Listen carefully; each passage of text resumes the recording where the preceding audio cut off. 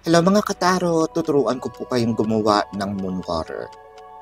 Napakadali lang po nitong gawin. Ginawa ko po ito nung June 21st, nung full moon. At syempre kumuha ko ng isang lalagyan. Discretion nyo po no, kung gaano kadami, kung gaano kalaki ang lalagyan. Pero ang pinaka-importante, dapat po ito ay glass.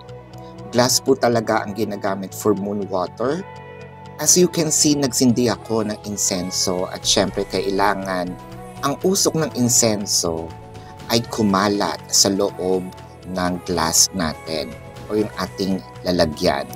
Kasabay ng pagpapausok nitong ating lalagyan, magsiset tayo ng intentions kung paano natin gagamitin o kung ano ang pakay natin, bakit tayo gumagawa nitong moon water.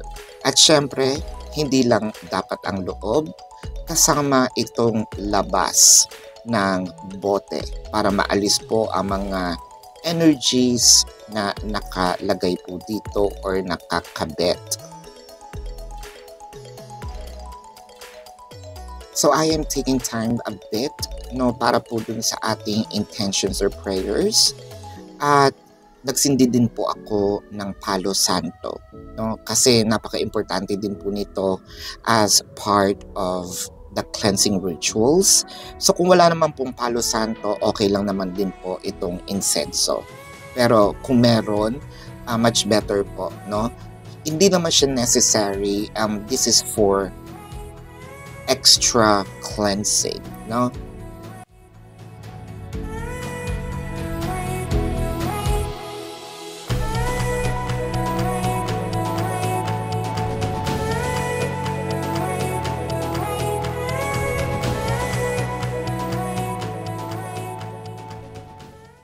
Ipahinga lang po natin ng konti para po mababad itong usok at lagyan po natin ng tubig. So, depende po ang tubig na gagamitin ninyo. Pwede pong tap water para po sa mga cleansing materials, Pero kung meron po kayong intention na i-ingest, dapat po mineral or alkaline or any tubig na safe for human consumption. And then you have to set your intentions bago nyo po ilabas. Intentions are very important to charge the water.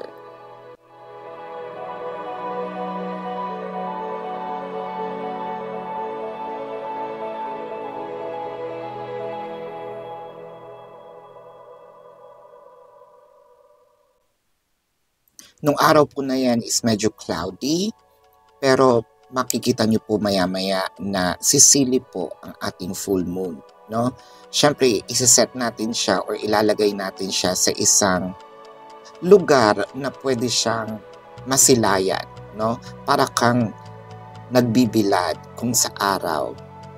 Of course, I need to thank the moon para sa blessings na ibibigay niya.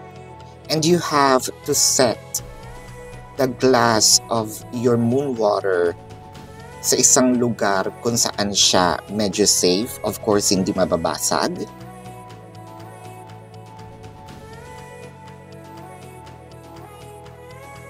At ayan po, nakita na po natin na sumilip na po ang ating star of the night or moon of the night rather.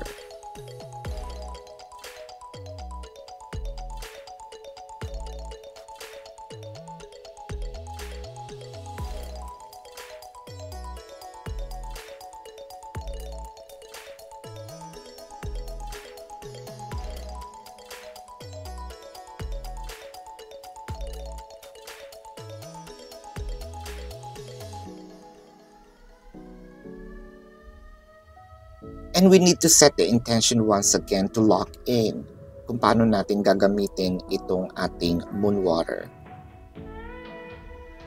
And the most important part here is we need to take this back bago pa man sikatan siya ng araw. At ganun lamang po kadali ang gumawa ng moon water. So salamat moon at sa susunod uling ating Moon Water meeting.